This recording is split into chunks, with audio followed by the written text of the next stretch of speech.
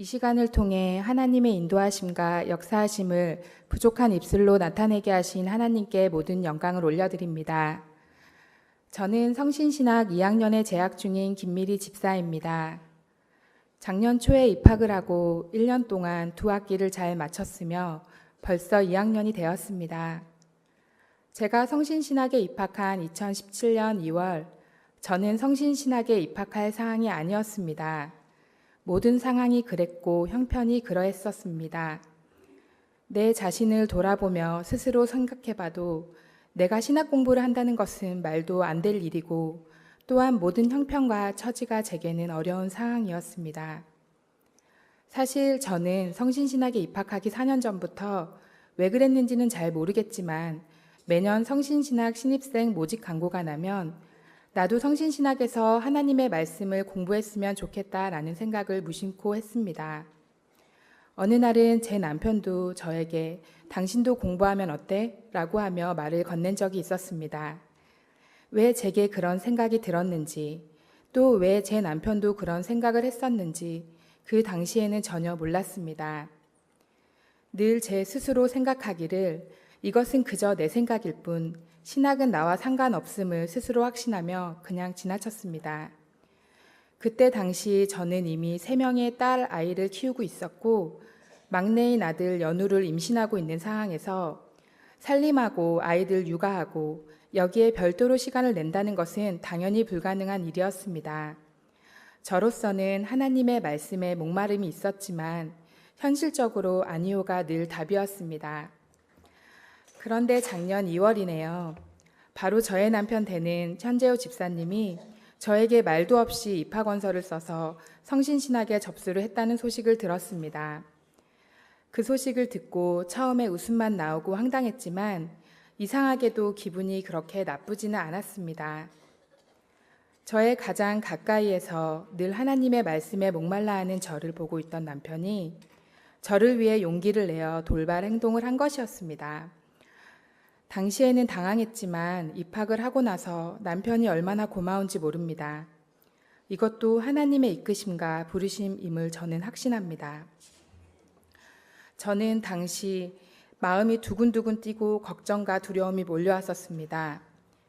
신학, 말로만 들어도 겁나는 학문, 내가 나를 봐도 온통 죄인이고 부족한 투성인지라 당연히 겁이 나기 시작했습니다. 이 일로 저는 새벽 예배를 나가서 기도하기 시작했습니다. 하나님, 제가 공부해도 되나요? 전 자격도 없는데요. 저는 형편도 안 되는데요. 제가 저를 잘 알거든요 하면서 하나님께 묻는 기도를 시작했습니다. 참 이상하게도 그 한 주 동안 새벽 예배, 수요 예배, 금요 리바이벌 기도회까지 모든 설교와 기도와 찬양들이 모두 다 저를 향해 말씀하고 계시는 것 같이 느껴졌습니다. 새벽 설교 때도 고린도 전서의 말씀들로 복음을 위해 살라고 하시는 말씀이 선포되고 있었고 수요 예배 설교에도 두려워하는 저를 향해 여호수아 1장의 말씀이 선포되었으며 심지어 운전대를 잡고 늘 듣던 라디오 국동방송을 트는데 역시 여호수아 1장의 말씀이 선포되고 있었습니다. 내가 내게 명한 것이 아니냐. 강하고 담대하라. 두려워하지 말며 놀라지 말라. 내가 어디로 가든지 내 하나님 여호와가 너와 함께 하느니라 하시니라. 그냥 우연이겠지 하며 금요 리바이벌 기도회를 참석했는데 그때도 저를 재촉하시는 하나님의 말씀이 계속해서 저를 부르고 계셨습니다. 심지어 그 주간 토요일에는 담임 목사님이신 박태남 목사님께서 저를 부르셔서 성신신학에 입학해서 공부하면서 훈련을 받으라고 하시는 것이었습니다.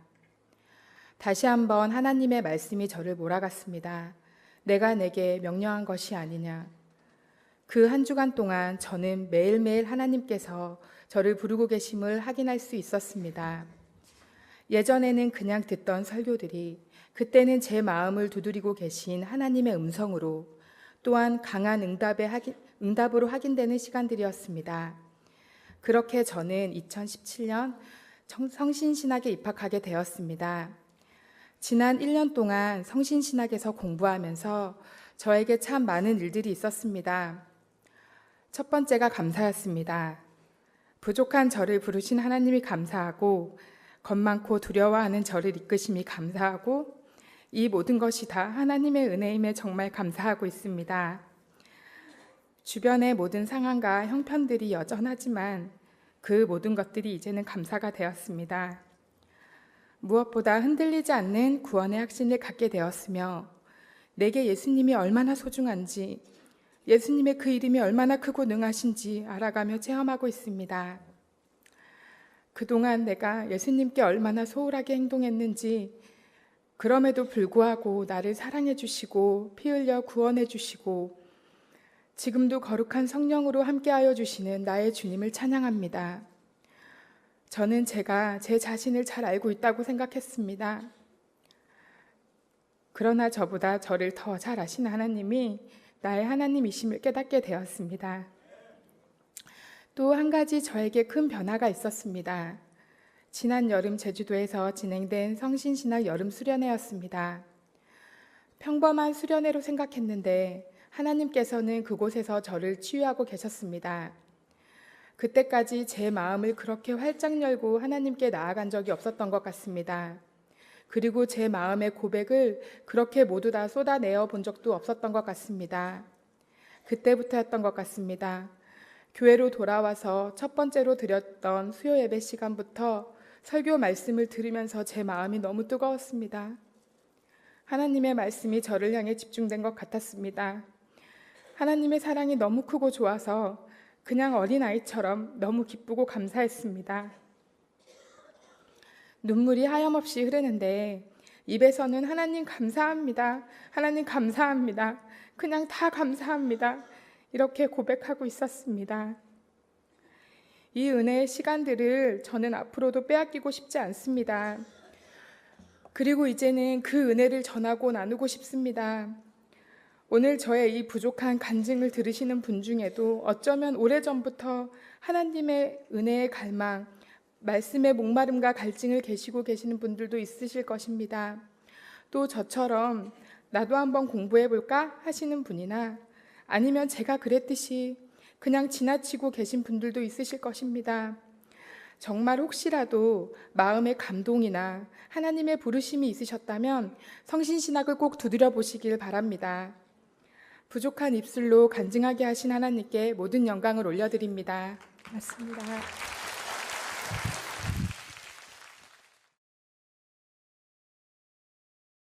자, 오늘 함께 은혜 나누실 말씀입니다. 우리 마가복음 4장 1절부터 9절까지 있는 말씀입니다. 제가 가진 성경책으로는 신약성경 58페이지에 있습니다. 마가복음 4장 1절부터 9절입니다. 봉독해 드리도록 하겠습니다. 예수께서 다시 바닷가에서 가르치시니 큰 무리가 모여들거늘 예수께서 바다에 떠 있는 배에 올라앉으시고 온 무리는 바닷가 육지에 있더라. 이에 예수께서 여러 가지 비유로 가르치시니 그 가르치시는 중에 그들에게 이르시되 들으라. 씨를 뿌리는 자가 뿌리러 나가서 뿌릴새 더러는 길가에 떨어지매 새들이 와서 먹어버렸고 더러는 흙이 얕은 돌밭에 떨어지매 흙이 깊지 아니하므로 곧 싹이 나오나 해가 돋은 후에 타서 뿌리가 없으므로 말랐고 더러는 가시떨기에 떨어지매 가시가 자라 기운을 막음으로 결실하지 못하였고 더러는 좋은 땅에 떨어지매 자라 무성하여 결실하였으니 30배나 60배나 100배가 되었느니라 하시고 또 이르시되 들을 귀 있는 자들은 들으라 하시니라. 아멘. 수지야, 아빠 리모컨 좀 갖다 줘.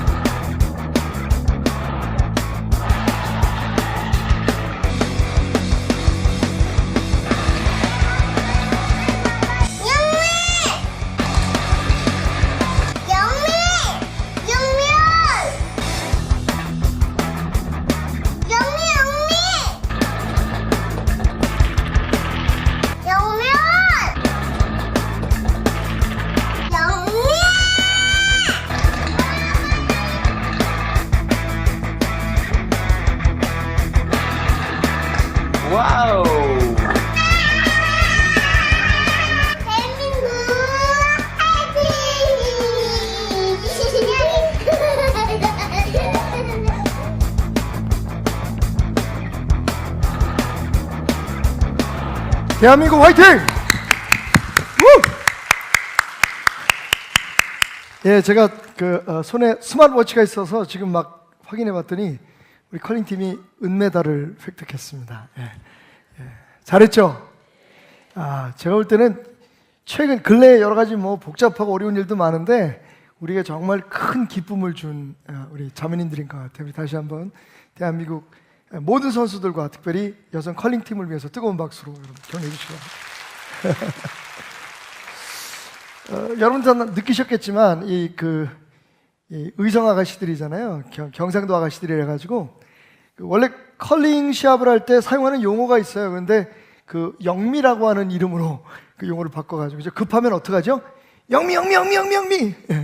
예, 조금 천천히 하라 그러면 영미. 예, 제가 우리 인생에서 기도를 좀 이렇게 하면 어떨까라는 생각을 가져봤어요. 그래서 직업이라서 그런지 이런 상황에서도 은혜가 오더라고요.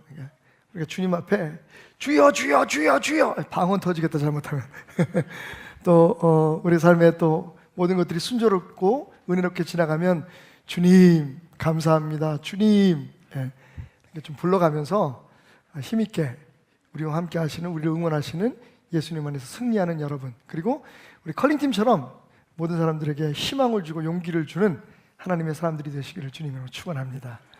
자, 우리 옆 사람 이렇게 서로 이렇게 격려했으면 좋겠습니다. 정말 당신은 대단한 사람입니다. 이럴 때 또 약간 좀 이상하게 받아들이시는 분은 대단해? 내가 대가리가 단단하다고? 뭐 이렇게 생각하시는 분이 계신데 그건 정말 아니고 You are so great 그런 뜻이라는 것을 기억해 주시기 바랍니다. 자, 오늘 성신신학주일로 드려지고 있고요. 그리고 대놓고 예수라는 시리즈의 마지막 시간입니다. 다른 때보다 예수님에 대해서는 참 할 얘기가 많았던 것 같아요. 그래서 7번째 저희가 그 설교를 통해서 이 시리즈를 마무리 지려고 하는데요. 오늘 설교는 사과 이야기로 시작하려고 합니다.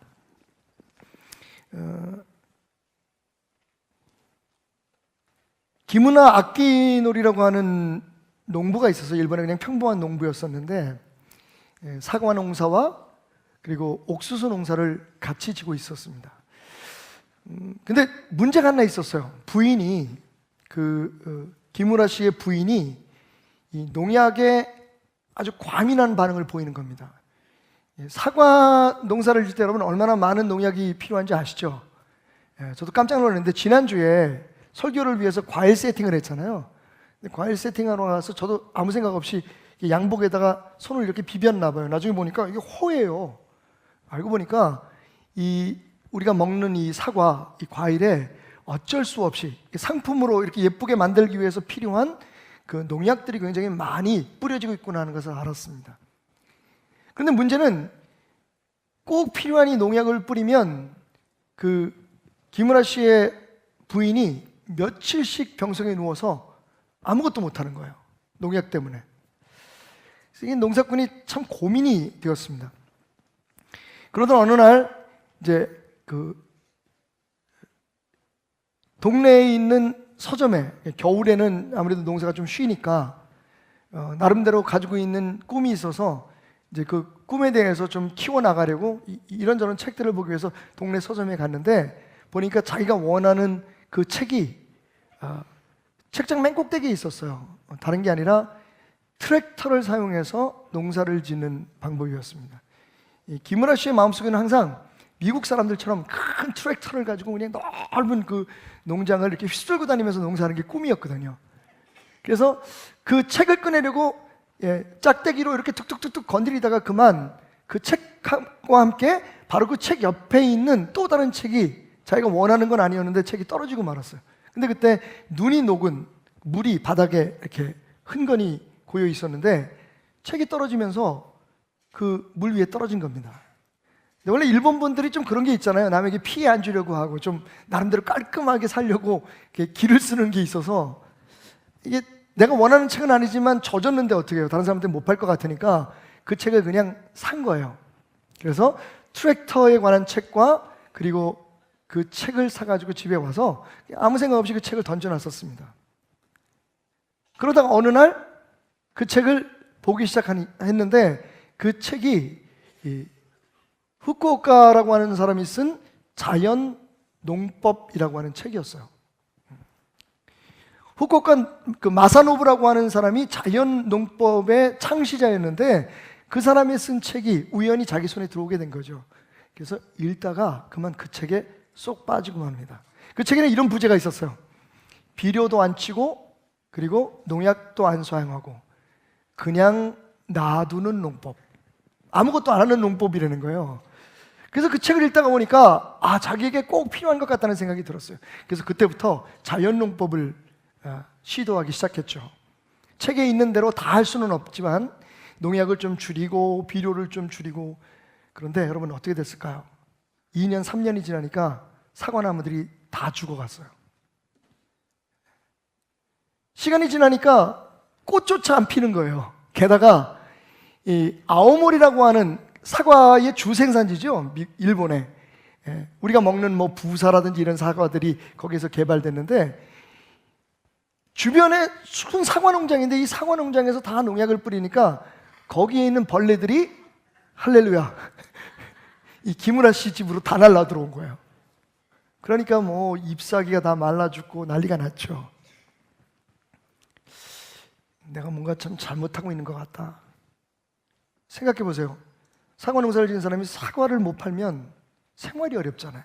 그래서 아이들도 학교 생활도 어려워지고 가정이 정말 다 망하다시피 된 거예요. 그때부터 김원호 씨에게는 한 가지 습관이 생겼습니다. 어두운 밤에 혼자 창고에 가서 그 사과 수확을 위해서 준비해 놓은 그 소쿠리들 있잖아요. 큰 거. 그 소쿠리들 위에 쭈그리고 앉아서 밤을 새는 거였어요. 정신 나간 사람처럼. 6년이 지났습니다. 생활을 뭐 완전히 피폐화되고 자기가 미쳤나? 라고 생각할 만큼 정신적으로 무너져 버렸습니다. 그냥 가만히 앉아 있는데 그 창고 구석에 쌓여있는 밧줄 더미가 보였어요. 김은하 씨는 자리에서 일어나서 그 밧줄을 들고 그 빌어먹을 사과밭을 지나서 산 꼭대기로 올라갑니다. 목을 매서 죽으려고요.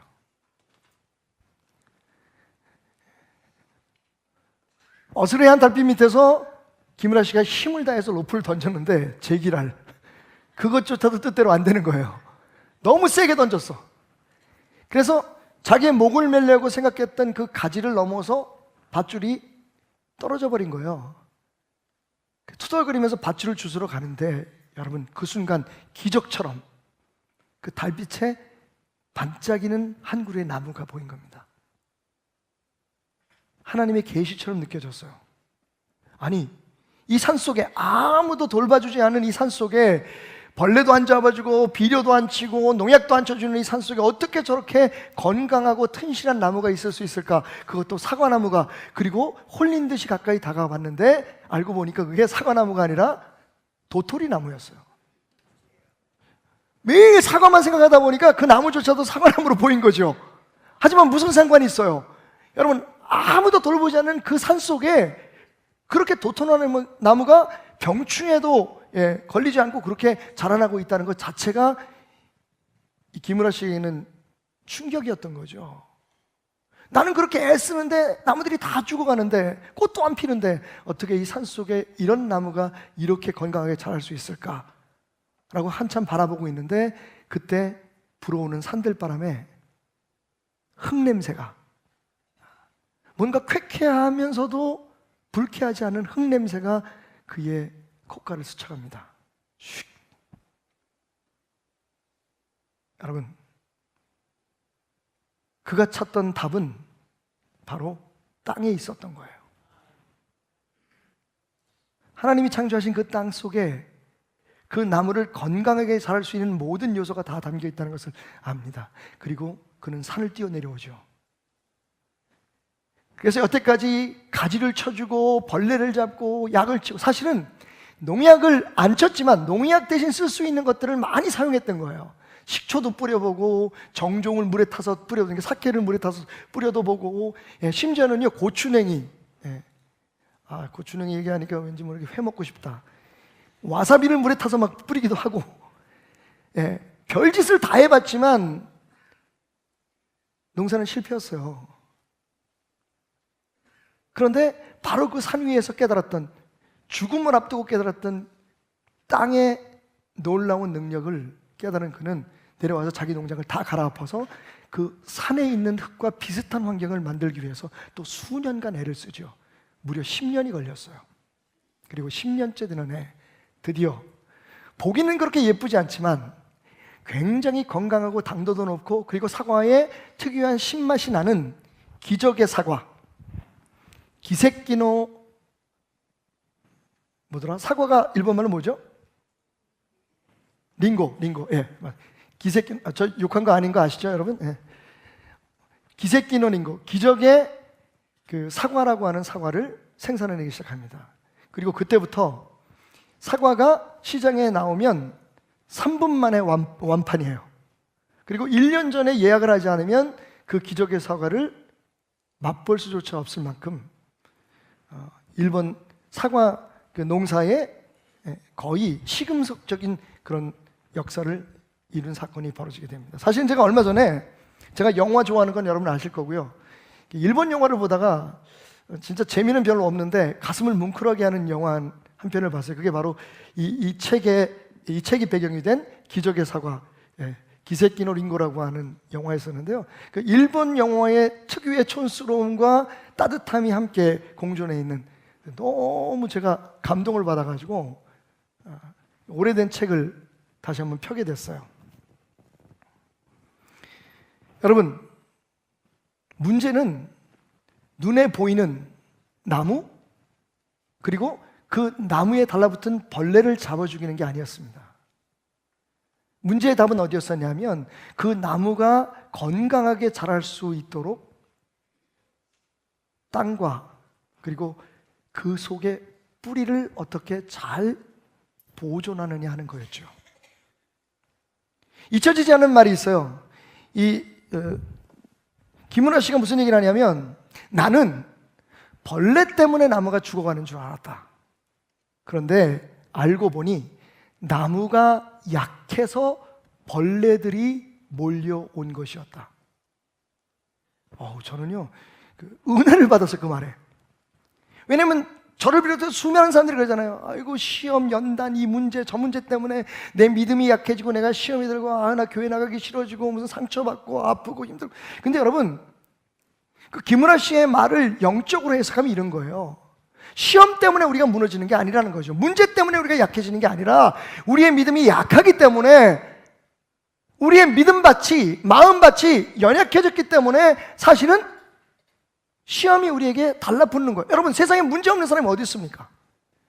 물론 차이는 있어요. 큰 문제, 작은 문제, 어려운 것, 쉬운 것, 여러 가지 문제가 있지만, 여러분, 그 문제 때문에 우리 그리스도인은 죽지 않는다는 거예요. 왜 우리가 쓰러지느냐? 우리의 믿음이 이미 약해져 있기 때문에, 우리의 기초가 약해져 있기 때문에 자그만 그런 문제 앞에서도 쓰러지게 되는 거예요. 벌레 때문에 나무가 약해지는 줄 알았더니 나무가 약해서 벌레가 끼더라. 저는 개인적인 신앙에도 많은 은혜를 받았지만, 교회도 마찬가지인 것 같다. 문제 없는 교회가 어디 있겠습니까? 어려움이 없는 교회가 어디 있겠어요? 그러나 중요한 건 그것 때문에 교회가 망하지는 않는다는 거죠. 그것 때문에 교회가 흔들리지는 않는다는 거죠. 문제는 우리 교회의 토양이, 신앙적인 바탕이 약해져 있으면 아주 작은 문제도 크게 번지게 되는 겁니다. 토양이 문제다. 환경이 문제다. 자, 그런데 오늘 본문에서 예수님이 같은 얘기를 하시죠. 마가복음과 마태복음, 누가복음, 공관복음 모두에 기록되어 있는 이 비유 속에서 예수님이 이렇게 말씀하십니다. 들으라, 씨를 뿌리는 자가 뿌리러 나가서 뿌릴새 더러는 길가에 떨어짐에 새들이 와서 먹어버렸고, 더러는 흙이 얕은 돌밭에 떨어짐에 흙이 깊지 아니하므로 곧 싹이 나오나 해가 돋은 후에 타서 뿌리가 없어짐으로 말랐고, 더러는 가시떨기에 떨어짐에 가시가 자라 기운을 막음으로 결실하지 못하였고. 8절 말씀이죠. 더러는 좋은 땅에 떨어짐에 자라 무성하여 결실하였으니 30배나 60배나 100배가 되었느니라. 여러분, 이게 씨에 대한 비유입니까? 농부에 대한 비유입니까? 아니면 밭, 즉 땅에 대한 비유입니까? 땅이에요.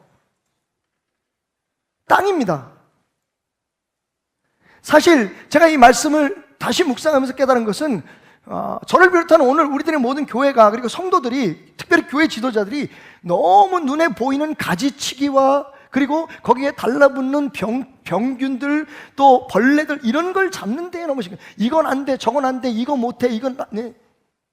그리고 이래야지 열매 맺어, 이렇게 해야지 복 받아. 마치 눈에 보이는 나무와 가지, 그리고 벌레 먹은 잎사귀들을 어떻게 관리할 것인가에만 신경을 쓰고 그것을 성도들에게 가르치는 데에만 너무 열중하고 있었던 건 아닌가. 오늘 예수님은 토양을 얘기하고 있잖아요. 밭을 얘기하고 있잖아요. 밭이 나쁘면, 밭이 안 좋으면 아무 소용없다는 거예요. 여러분, 분명히 우리가 믿기로는 여기에 뿌려진 씨는 복음입니다. 아멘? 예수 그리스도예요. 예수 그리스도의 복음이 떨어져도 여러분, 복음이 문제가 아니라는 거예요. 그리고 그것이 자라난 후에도 예수님은 뭐 그 나무가 어떻게 자랐다 얘기하지 않으세요. 그 곡식이 어떻게 피어나더라 말씀하지 않으십니다. 심지어는 여러분, 좋은 땅에서 맺힌 열매 30배, 60배, 100배죠. 마가복음에. 그래서 우리는 이 말씀을 가지고 이런 말을 많이 들어요. 자, 우리가 30배, 60배, 100배의 축복을 받으십시오. 아멘! 기왕이면 여러분 100배의 축복을 받으시길 바랍니다. 이럴 때 아멘 하는 분 꼭 있죠. 제 의도를 알면서도. 잘하셨어요. 무조건 아멘 하면 그게 복이 되면 여러분의 복이 될 줄 믿습니다. 복이 아니래도 복이 될 줄 믿습니다. 근데 여러분, 제가 드리고 싶은 말씀이 이거예요. 성경 읽다가 제가 깜짝 놀란 게, 말씀을 준비하려면 똑같은 이야기를 다루고 있는 다른 복음서를 좀 보게 되잖아요. 마태복음은 뭐라고 얘기하고 있을까요? 더러는 100배, 60배, 30배의 열매를 맺는다. 마가복음은 어떻게 해요? 30배, 60배, 100배로 증가하는 것을 이야기하고 있죠. 비교하고 있어요. 30배 맺는 곡식이 있고, 60배 맺는 결실을 맺는 곡식이 있고, 100배 결실을 맺는 곡식이 있다. 근데 마태는 어떻게 그것을 표현하냐면, 여러분, 100배의 열매, 결실, 60배의 결실, 30배의 결실을 맺느니라 라고 얘기하고 있어요. 재밌죠? 두 사람의 성격이 나타나는 걸까요? 아니면 거기에 하나님의 숨겨진 뜻이 있을까요? 그래서 바로 누가복음을 폈어요. 그랬더니 누가복음에는 뭐라고 나와 있냐면, 좋은 땅에 떨어짐에 100배의 열매를 맺느니라. 끝. 누가는 아싸라게 30배, 60배는 넣지도 않고 딱 100배라고 얘기해요. 그러니까 100배는 공통적인데 보면 마가는 점점 늘어나는 것을 이야기하고 있고, 마태는 점점 줄어들게 하고 있고, 그리고 누가는 그냥 100배로 딱 끝내버려요. 무슨 얘기입니까? 여러분, 그건 상관이 없다는 거예요.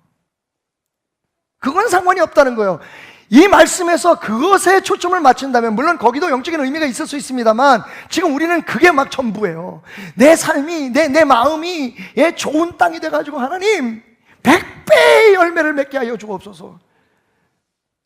여러분, 베델교회는 베델교회고 박태남이는 박태남이에요.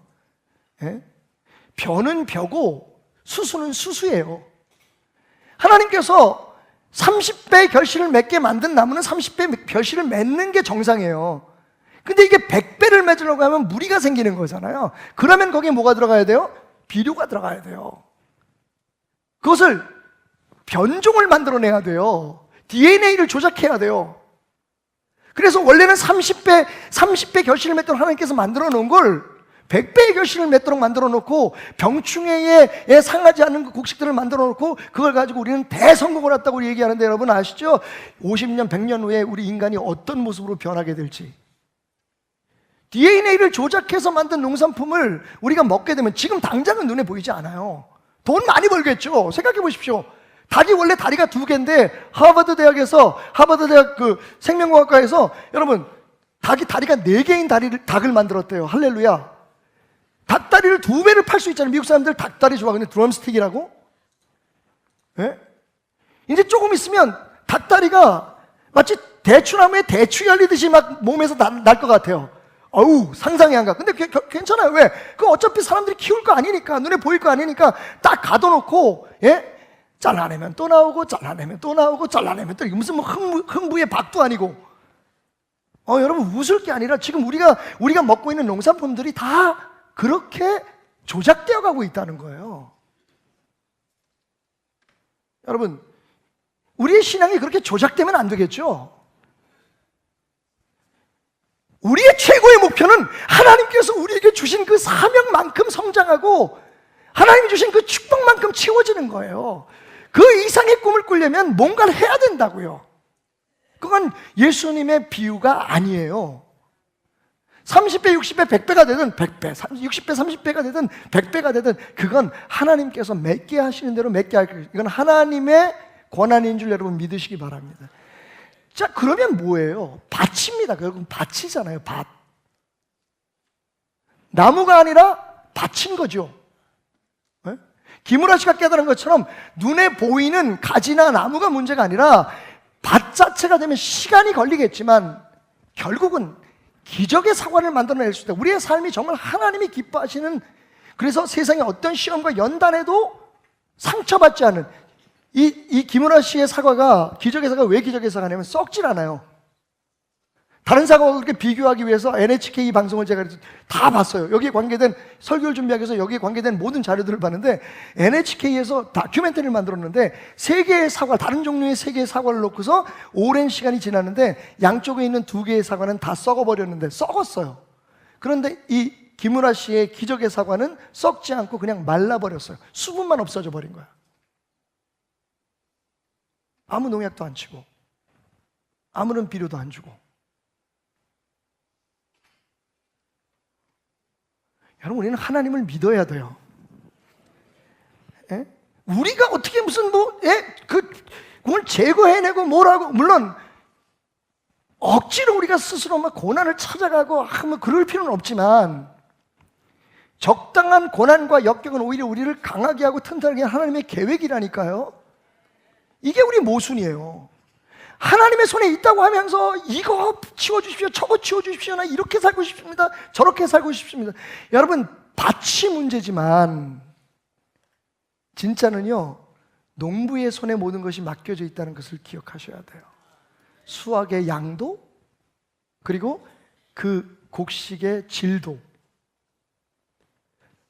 자, 문제는 다시 예수님의 말씀으로 돌아가서 우리의 눈을 밭에다가 한번 고정시켜 봅시다. 4종류의 밭이 있죠. 이해하기 어렵지 않아요. 예수님께서 설명을 해주셨어요. 첫 번째 밭은 길가밭이죠. 너무 많은 사람들이 지나가서 굳어져 버렸어요. 세상의 여러 가지 사상과 그리고 여러 가지 그런 이념에 이미 선입견과 고정관념으로 굳어져 버리는 우리의 마음을 말해요. 거기는 복음이 떨어져도 복음이 스며들지 못하겠죠. 복음이 먼저가 아니라 내가 그때 살아오면서 겪어왔던, 내가 그동안에 살아오면서 가져왔던 경험과 나의 관념이 먼저니까요. 교회 안에서도 이념 가지고 싸우잖아요.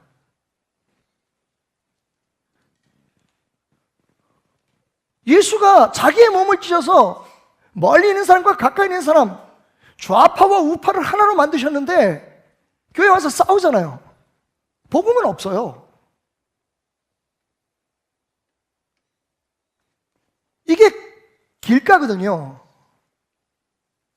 두 번째는 돌밭 같은 심령이에요. 그죠? 돌밭은 뭡니까? 겉으로 보기에는, 이건 팔레스타인의 지형을 이해하면 금방 이해할 수 있는데, 겉으로 보기에는 흙이 덮여 있어서 그냥 잘 다져진 흙밭 같은데 속에 들어가면 이만한 돌들이 있어요. 그러니까 말씀대로 처음에는 씨가 좀 나겠죠. 이렇게 싹이 나고, 그리고 뿌리가 뻗는데 금방 그 밑에 있는 돌 때문에 뿌리를 더 깊이 뻗지 못해요. 그런데 그때 이 문제는 햇살이 비치면, 따가운 태양이 비치면 이게 말라서 죽어버린다는 거예요. 은혜 잘 받아요. 깨달음 많아요. 그런데 문제는 내 안에 여전히 남아있는 나의 아집과 고집이 하나님의 말씀이 깊이 들어가서 하나님의 열매, 참 포도나무의 열매를 맺는 것을 방해하고 있는 거죠. 나 예수 믿는데, 예수님 좋은데 난 이거는 포기하지 못하겠어. 난 저거 포기하지 못하겠어. 나는 이것대로 살 거야. 나는 저것대로 살 거야.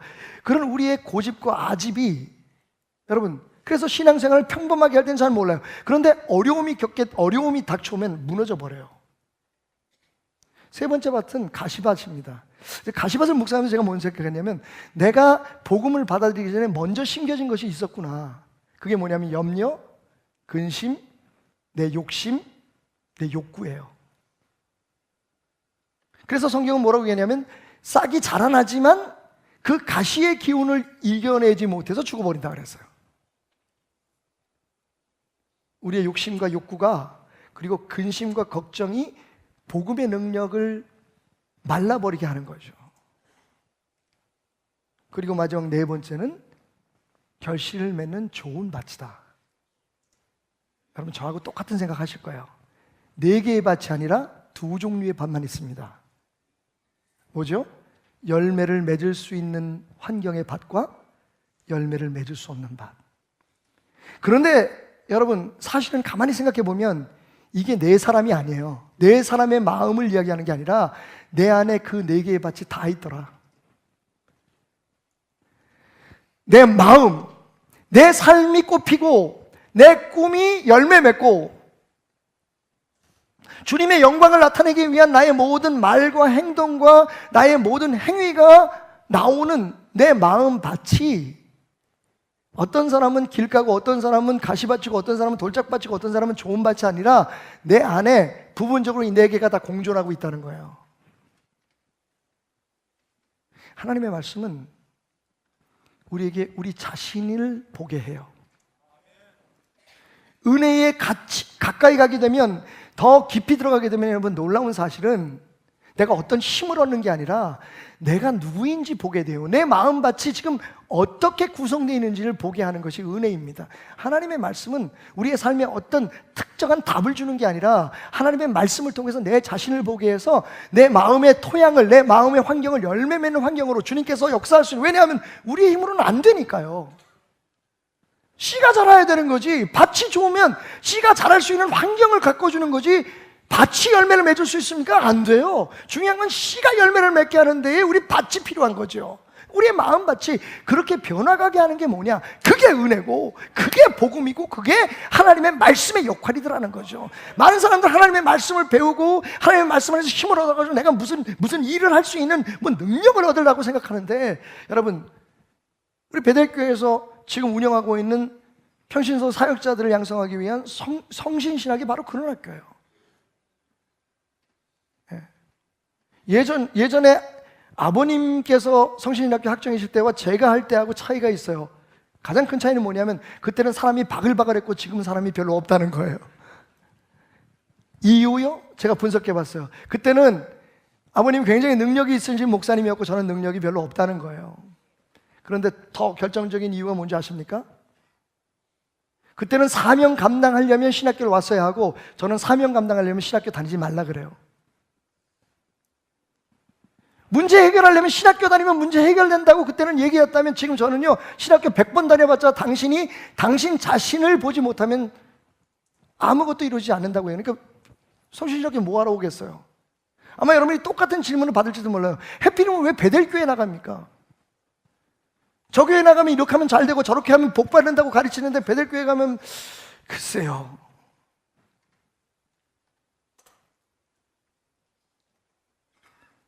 성신신학교의 장점은, 우리 함께 지금 우리 학생들을 가르치고 있는 목사님들, 교수님들의 장점이 뭐냐면, 장점이라고 얘기하기보다는 특이한 점이 뭐냐면, 우리는 눈에 보이는 열매를 맺게 하는 방법을 가르치는 게 아니라, 어떠한 고난과 역경과 아무리 오랜 세월과 시간이 지나가도 끝까지 건강하게 살아있을 수 있는 나무를, 그래서 시절을 쫓아 열매를 맺으며 가뭄의 때에도 푸를 수 있는 나무를 만드는 토양을 만들어주는 게 우리 학교의 특징입니다. 그리고 제 목회의 소망입니다. 그러니 당장은 사과의 열매가 맺지 않겠죠. 아니, 어쩌면 막 말라가고 시들어가는 아픔을 겪을지 몰라요. 근데 여러분,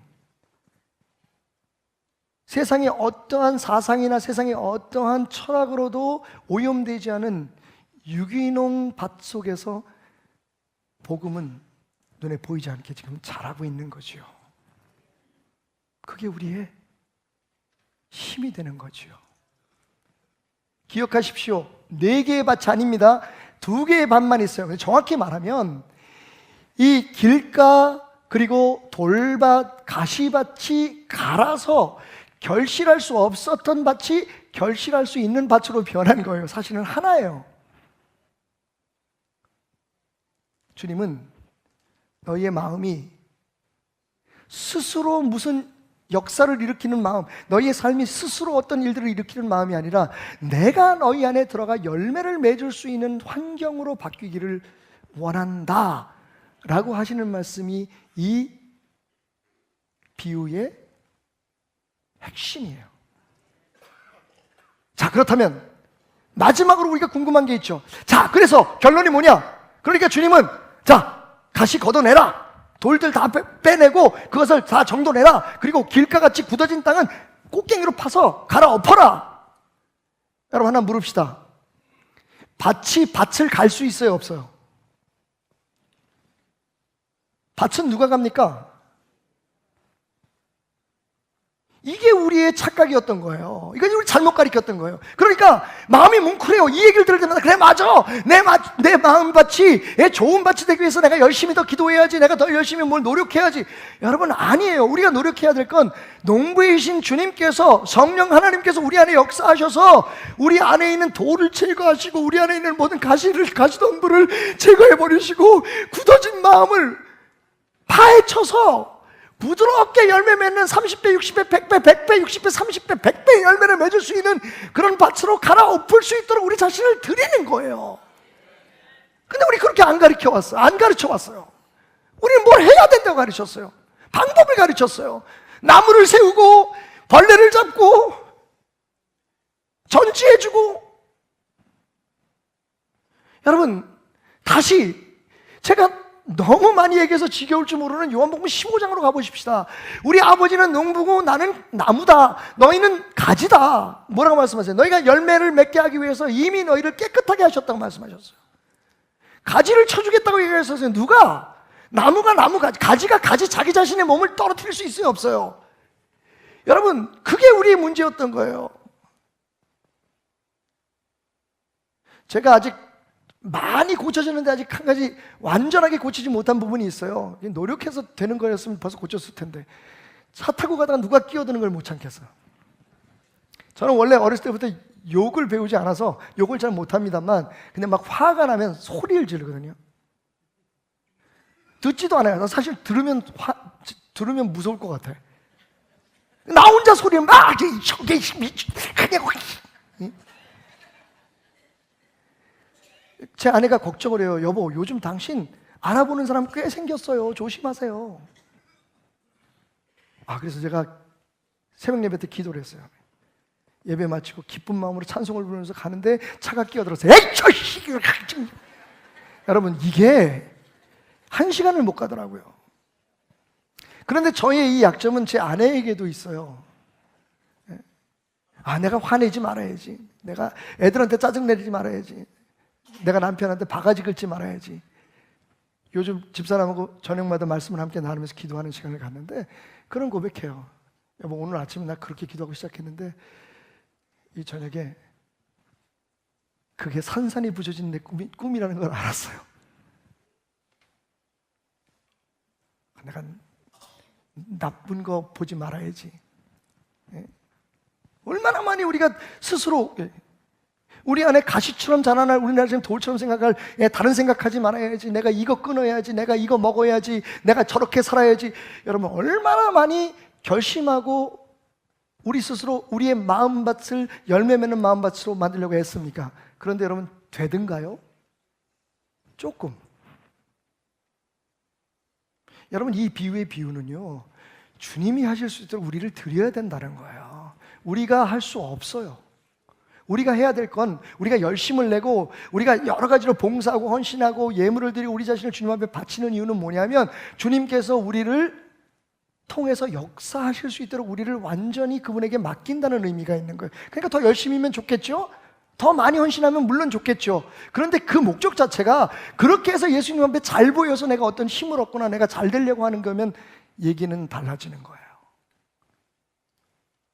그게 어쩌면 여러분에겐 조금 버거울 줄 모르는 제 가르침의 뿌리예요. 여러분, 밭이 좋아야 돼요. 주님은 지금 밭을 얘기하고 계신 거예요. 그리고 말씀하시기를 그래 이제 알았니? 그렇다면 어떻게 해야 될까? 내가 너희의 마음의 밭을 갈아 엎어주리라. 너희를 위해 흘린 십자가의 피로 너희의 마음을 새롭게 하고 너희의 모든 더럽고 취했던 과거의 삶을 내가 다 바꾸어 놓고. 누가요? 주님께서. 여러분 빌립보 교회 보면 사도 바울이 그래서 그것을 깨달은 사도 바울이 이렇게 기도해요.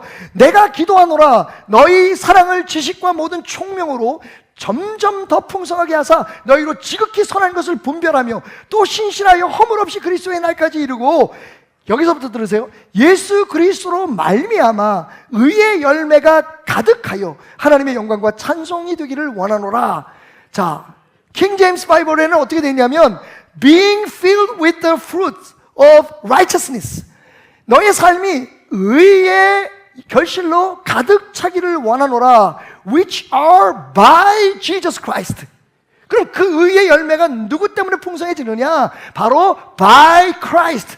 그리스도로 의해서 그리스도가 여러분 안에 마음속에 하나님의 은혜의 열매를 맺게 하신다는 거예요. 내가 하는 거 아니에요. 내 노력과 내 수고가 하는 거면 그건 다 종교예요.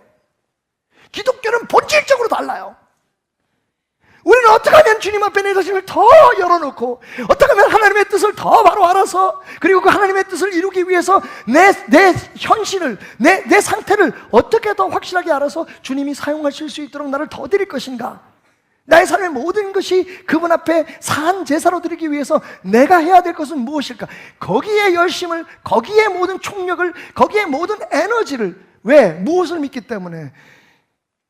아무것도 안 해도 주님이 우리 안에 계시면 우리 안에는 정말 튼튼하고 힘있고 아름다운 열매가 맺혀진다는 것을 알기 때문에.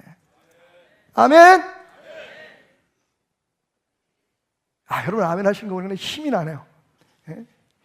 우리가 이게 팀 플레이를 해야 돼요. 제가 이번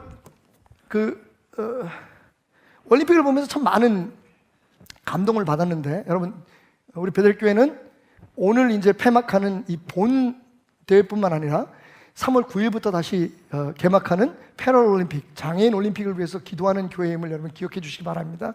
아직 올림픽 끝난 거 아닙니다. 장애인 올림픽까지 끝나야지 끝나는 거예요. 꼭 마음이라도 기도해 주시고, 시간 나시는 분들은 이 본대회는 뭐 돈도 비싸고 그래서 못 가셨다면 이제 가실 때 됐어요. 가면 널널해. 자리 다 비어 있어. 패럴올림픽엔 별로 많이 가지도 않아. 그때 여러분이 외쳐주는 그 응원 한마디가 얼마나 힘이 될까 생각하시면서 여러분 가시기 바랍니다.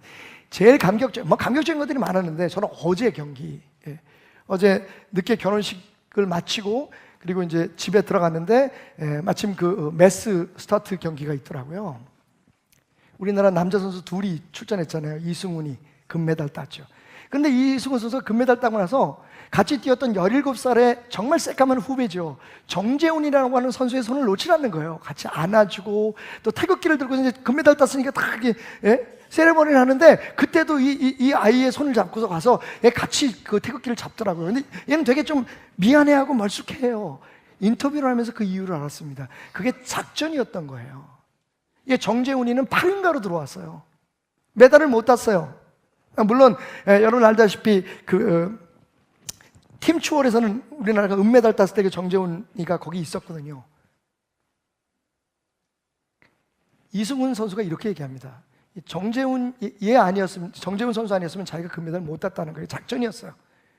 보시면 알겠지만, 다시 한번 리플레이 보면 알겠지만, 정재훈이가 앞으로 막 치고 나가요. 그러니까 선수들이 거길 막 따라가요. 2위로 갔어요, 처음에. 저 친구가 저렇게 가다 끝까지 갈 수 있을까? 그냥 딱 중간 부분 마지막에 한 3바퀴 남겨놓고요, 그냥 거의 걸어가듯이 뒤로 빠지더라고요. 그 사이에 뒤에서 슬슬 놀고 계시던 이 이승훈 선배님이 갑자기 치고 나가서 금메달을 딴 거예요. 그러니까 이 친구가 희생한 거죠. 근데 이 어린 친구가 왜 감동적이었냐면 물어봤어요. 어떻게 그렇게 희생할 생각을 했냐고. 그랬더니 이 정재훈이라는 친구가 뭐라고 얘기하냐면, 저는 희생한 게 아니고 팀 플레이였습니다 라고 얘기하는 거예요. 17살짜리가 나보다 낫더라니까. 저는 매일 볼면서 내가 이렇게 열심히 하는데 알아주지도 않고, 내년이면 내가 벌써 목회를 시작한 지 내가 전도사로 20살에 처음 학생 붕회를 인도할 때부터 지금 59살이 됐으니까 40년이에요 여러분. 제가 중요하지 않아요. 다른 교회는 뭐 30년에도 무슨 아무개 목사님 성역 30주년, 저 그거 해달라는 얘기는 아니고요. 예. 어차피 사과 얘기 나왔으니까 맛있는 사과 있으면 한 괴짝 보내주시고, 그리고 그 와사비 얘기 나왔으니까 언제 시간 되시면 우리 회나 한번 먹읍시다. 그걸로 저는 감사해요. 근데 이제 제가 못 나가지고 뛰다 보면 그런 생각 하잖아요. 내 나름대로 열심히 하는데, 내가 부족하지만 연약하지만 그래도 나는 열심히 하는데 사람들이 별로 안 알아주는 것 같아. 왜 그러냐면 내가 뭔가를 지금 희생하고 있다고 생각하고 있다는 것 같아요. 근데 이 젊은이가 이런 얘기를 하는 거예요. 팀 추월 때는 형님들이 나를 밀어줘서 내가 은메달 땄잖아요. 이번 경기에는 제가 이승훈 형님, 선배님 금메달 따게 하기 위해서 팀 플레이랑, 자기는 희생한 게 아닌 거예요. 희생했다면 얼마나 비참하겠어요. 누구의 도구가 된 거잖아요. 근데 그게 아니라 우리는 팀 플레이라는 말은 무슨 얘기했죠? 이 금메달은 우리가 함께 딴 거라는 거예요. 멋있잖아요? 정말 주님이 우리에게 원하는 건 팀 플레이인 거죠. 사람들이 생각할 때 예수 믿는 거 너무 힘들어, 이거 버려야지 저거 버려야지, 욕심도 버리래지, 무슨 모두 버리래지, 다 버리래지. 나 사람인데 나도 생각도 하고 나도 내 나름대로의 주관이 있는데 그거 다 버리고 어떻게 예수 믿어? 그러면서 이렇게 얘기해요. 꼭 그런 게 아닐 거야. 우리가 열심히 해서 주님의 나라를 만들어 나가야지. 그게 이제 흔히 말하는 약간 삐뚤어진 신학들이잖아요. 복음은 우리에게 정확히 외칩니다. 팀플레이인데 주님이 앞서 역사하실 수 있도록, 주님이 주관해서 역사할 수 있도록 우리는 그분에게 우리 자신의 모든 걸 맡기는 거다. 희생 아니에요 여러분? 저 불쌍해할 거 없어요? 저 희생할 거 하나도 없어요. 저는 얼마나 여러분들이 고맙고 행복한지요. 제가 행복해 보이나요? 내가 잘 속이고 있었구나. 불행할 거 없어요 여러분. 나는 주변에 여러 목사님들과 대화할 때 내가 이렇게 했는데 성도들이 어떻게 저렇게 했는데 내가 나가는데 아무것도 안 줘요. 여러분, 나 나갈 때 아무것도 안 줘도 돼요. 그냥 사과 한 박스, 회 한 접시, 그거면 돼. 이러면 또 꼭 누가 사준다는 사람이 있어. 진짜 아니고 농담이에요. 여러분 잘 들으세요. 그죠? 왜요? 저는 제 일을 한 거예요. 하나님이 제게 주신 일을 했고, 잘했든 못했든 그건 저의 문제이지, 여러분들이 우리 목사님 우리를 위해서 너무 희생했어라고 생각할 거 없어요. 여러분은 성도로서 충분한 팀플레이를 해오고 계신 거예요. 여러분 아니면 베델교회 어떻게 운영됩니까? 우린 그렇게 지금 팀플레이를 하고 있는 거예요. 제가 앞에 서서 나가지만, 제가 어디 드러나고 TV에도 나오고 하지만, 여러분 제가 베델교회 목사 아니면 거기 누가 불러주기나 해요? 여러분 때문에 지금 가는 거예요. 제가 여러분의 기도 때문에, 그리고 저의 열정과 비전 때문에 우리가 지금 여기까지 온 거예요. 그리고 앞으로 갈 길은 더 멋지고 행복할 수 있는 거예요. 팀플레이잖아요. 17살짜리 얘기하는데 우리가 그걸 몰라. 그러니까 우리는 뭐냐면, 예수님 희생하세요, 내가 금메달 땄게 오거든요 지금. 여러분, 오늘 말씀을 다시 한번 정리합니다. 나무가 아니라 흙이 중요합니다. 딱 2가지의 흙밖에 없어요. 예수 열매 맺을 수 있는 흙과 그렇지 않은 흙. 상태가 어떻든지 딱 2가지밖에 없어요. 그런데 그러면 예수 열매 맺을 수 있는, 결실 맺을 수 있는 흙을 만들려면 어떻게 해야 될까요? 내가 하나님 앞에 나를 맡겨야 돼요. 그렇게 해주시겠다고 약속하신 성령님 앞에 간구해야 돼요. 주님, 내 마음에 오셔서 내 마음 엎어주세요.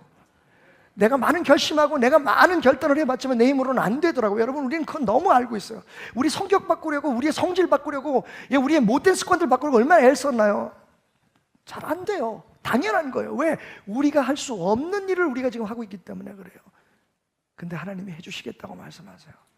내가 너희를 정결케 하리라. 너희가 내 안에 있으면 새 피조물이라.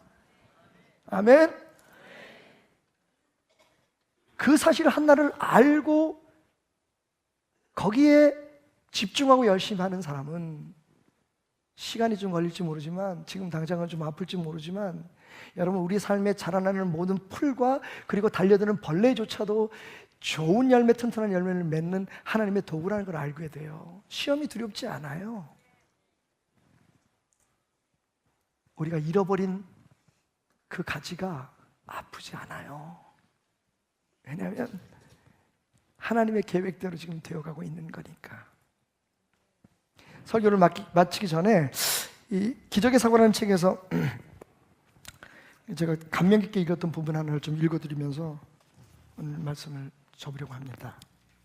사실 아이들은 궁핍한 생활을 별로 괴로워하지 않았다.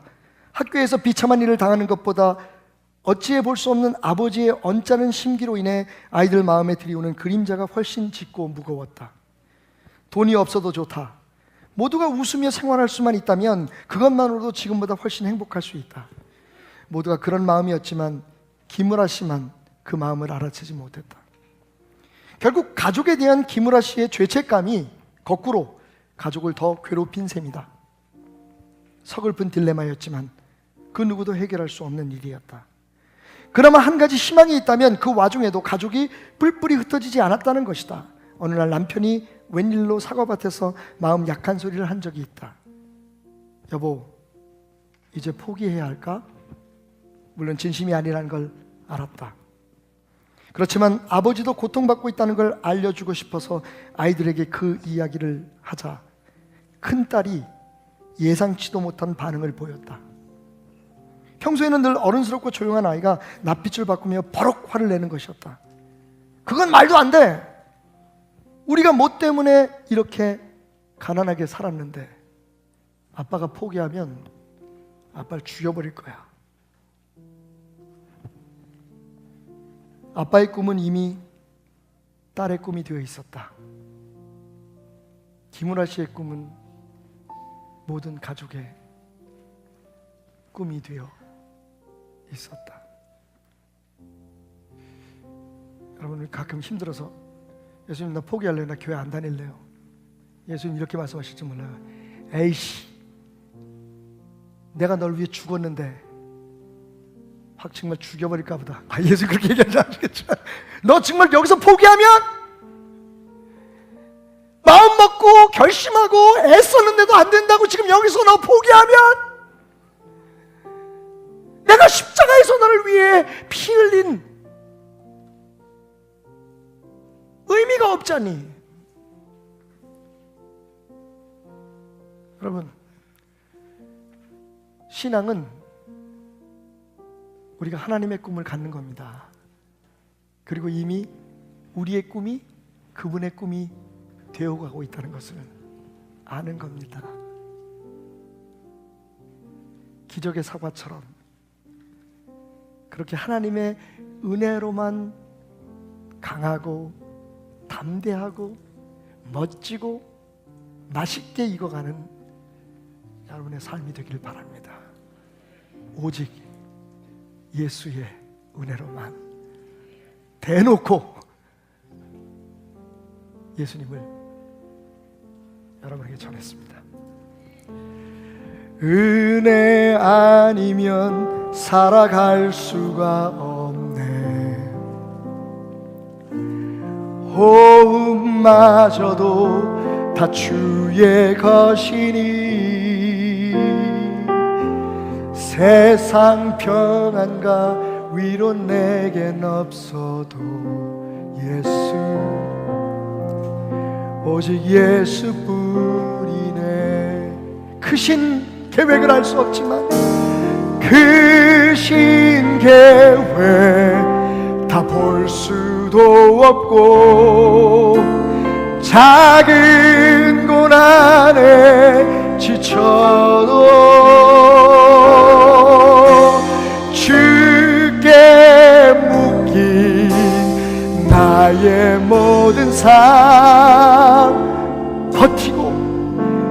숨기게 하시네.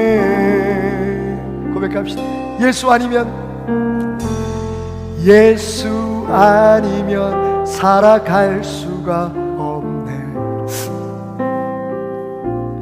나의 모든 것 다 주께 맡기니 참된 평화와 예수 오직 예수뿐이네.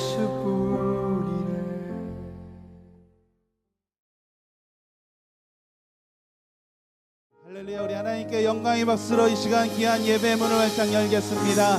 오늘도 이 시간 주님을 찬양합니다. 오늘도 이 시간 이곳에 함께 하실 주님과 함께 예배함이 나의 기쁨입니다. 우리 같이 고백하며 이 시간 귀한 찬양으로 예배의 문을 활짝 열겠습니다.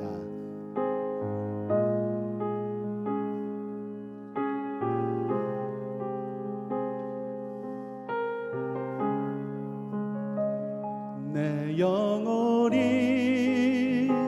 은총 입어 중한 죄짐 벗고 보니 슬픔 많은 이 세상도 천국으로 화도다. 내 영혼이 은총 입어 중한 죄짐 벗고 보니 슬픔 많은 이 세상도 천국으로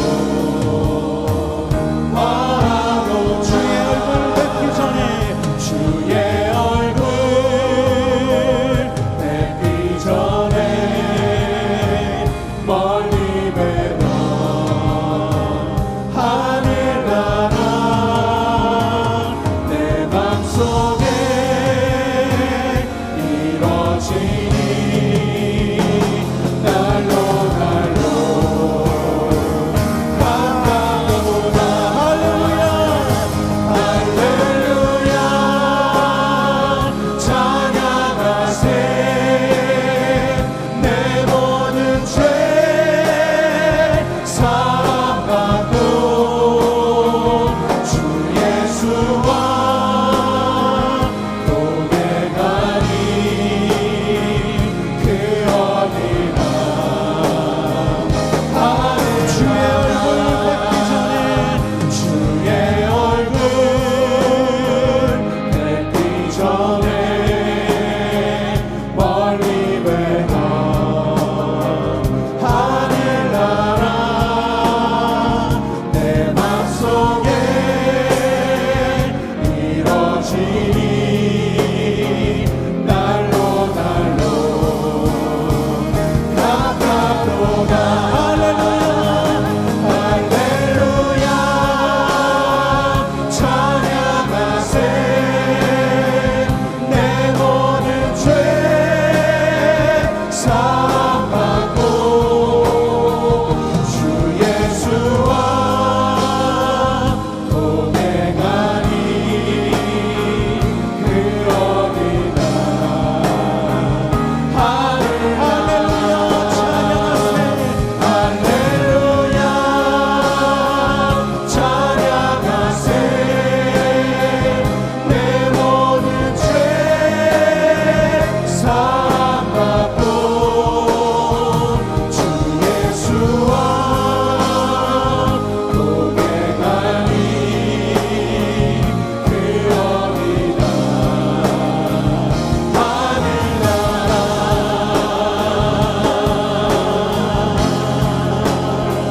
오늘 이 시간 이곳에 함께 하실 주님을 찬양하고 예배합니다. 높은 산이 거친 들이 높은 산이 거친 들이 조망이나 궁궐이나 내 주 예수 오신 곳이 그 어디나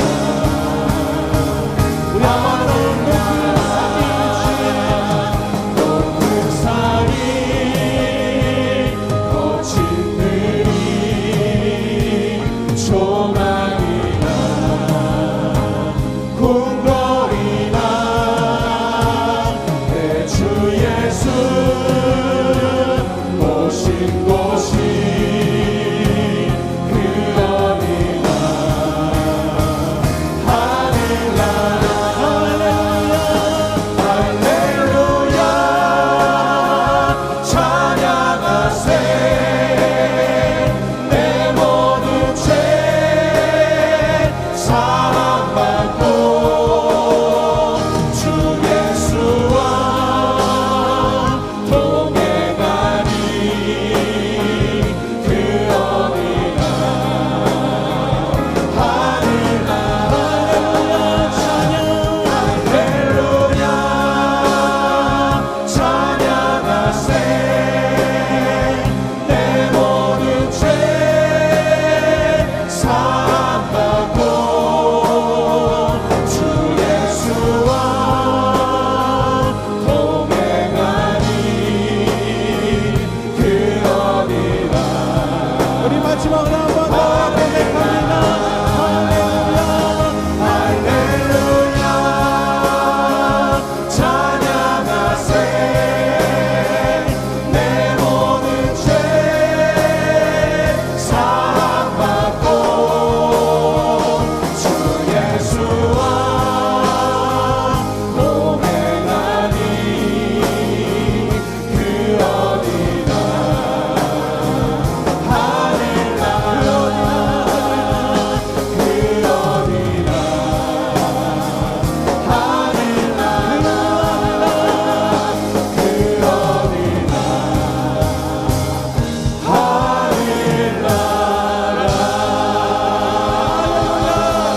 주님 찬양합니다.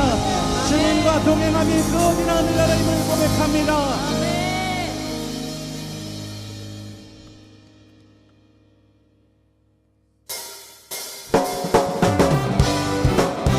우리 계속해서 주님을 찬양합니다. 오늘도 이 시간 이곳에 함께 하시는 주님을 찬양합니다. 햇산을 넘어 언덕에 가도 이 가운데로 걸어가면 주께서 항상 지키시기로 약속한 말씀 변치 않게. 햇산을 넘어 언덕에 가도 이 가운데로 걸어가면 주께서 항상 지키시기로 약속한 말씀 변치 하늘의 영광 하늘의 영광 하늘의 영광 나의 맘속에 차고로 넘쳐. 할렐루야를 힘차게 불러 영광. 우리 다 같이 일어나서 주님을 찬양하고 예배하겠습니다. 햇산을 넘어 왕복에 가도 이 가운데로 걸어가면 주께서 항상 지키시기로 약속한 말씀 변치 않게.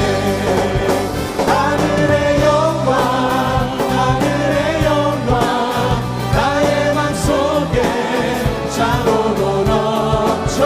할렐루야를 힘차게 불러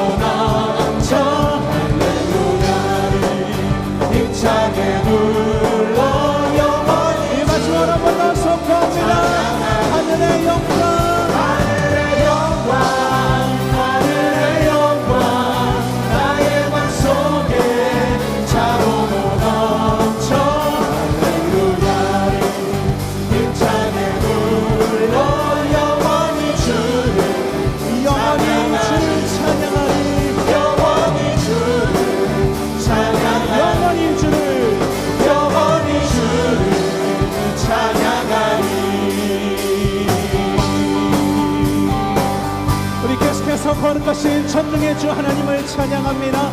오늘도 이 시간 찬양받게 합당하신 주님, 오늘도 이 시간 우리의 예배를 기뻐 받아주시옵소서. 할렐루야. 아멘.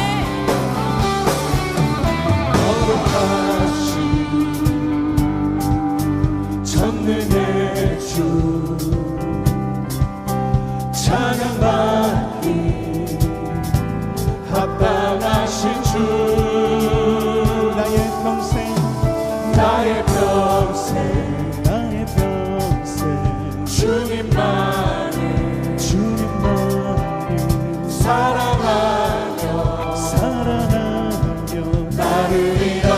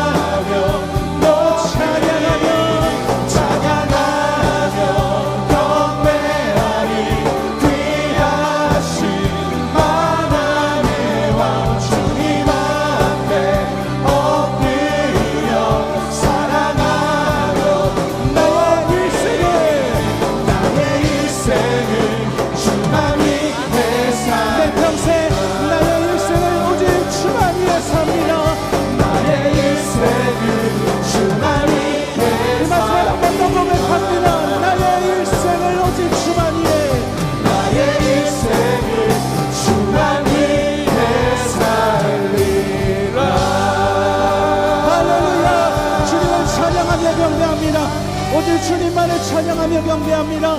나의 일생을 오직 주만 위해 살기 원합니다.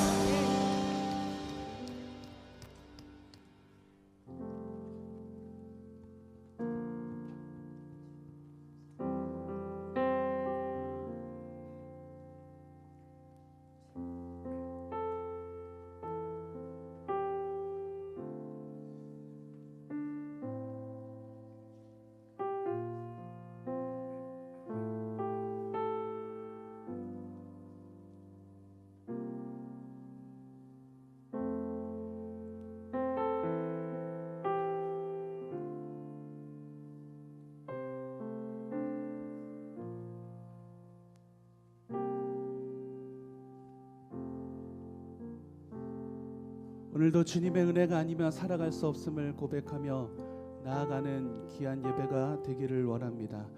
내 안에 오직 예수뿐임을 고백하며 하루하루를 주님께 감사하며 주님의 그 크신 귀한 이름을 잊지 않는 은혜가 있기를 원합니다. 오늘도 그런 마음을 가지고 이 시간 주님께 찬양하며 나가겠습니다.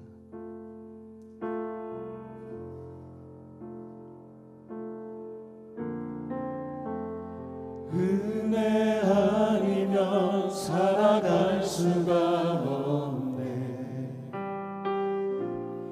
호흡마저도 다 주의 것이니 세상 평안과 위로 내게 없어도 예수 오직 예수뿐이네.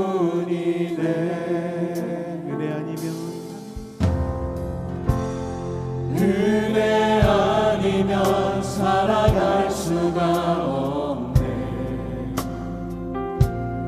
호흡마저도 다 주의 것이니 세상 평안과 위로 내게 없어도 예수 오직 예수뿐이네. 그 신계획 다 볼 수도 없고 작은 고난에 지쳐도 주께 묻기 나의 모든 삶 버티고 견디게 하시네.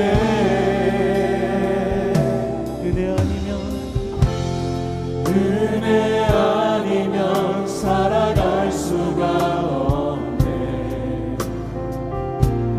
나의 모든 것 다 주께 맡기니 참된 평안과 위로 내게 주신 주 예수 오직 예수뿐. 한 번 더 고백하겠습니다. 은혜 아니면 살아갈 수가 없네. 은혜 아니면 살아갈 수가 없네.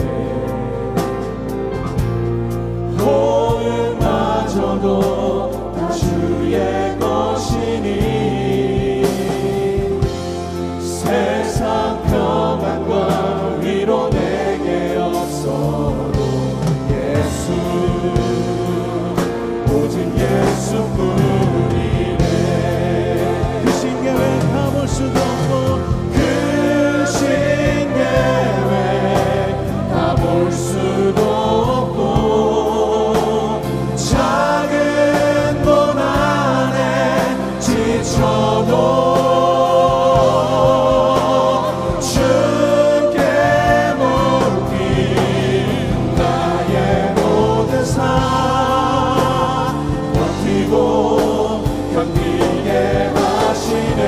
그 신계획 다 볼 수도 없고 그 신계획 다 볼 수도 없고 작은 고난에 지쳐도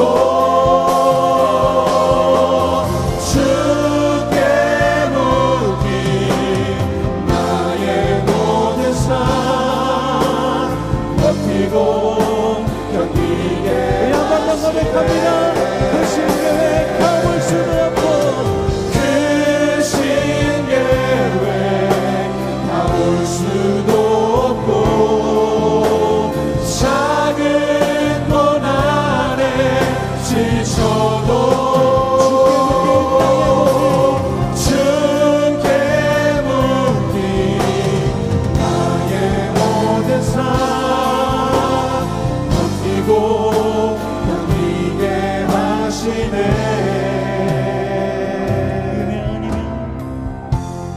은혜 아니면 살아갈 수가 없네. 나의 모든 것 다 주께 맡기니 참된 평안과 위로 내게 주신 주 예수 오직 예수뿐이네. 은혜 아니면 은혜 아니면 살아갈 수가 없네. 나의 모든 것 다 나 주께 맡기니 참된 평안과 위로 내게 주신 주 예수 오직 예수뿐이네 오직 예수뿐이네 오직 예수뿐이네 한 번 더 고백합니다 오직 예수뿐이네 오직 예수뿐이네 할렐루야 오직 예수뿐임을 고백하며 주님께 영광의 박수 올려드립니다 할렐루야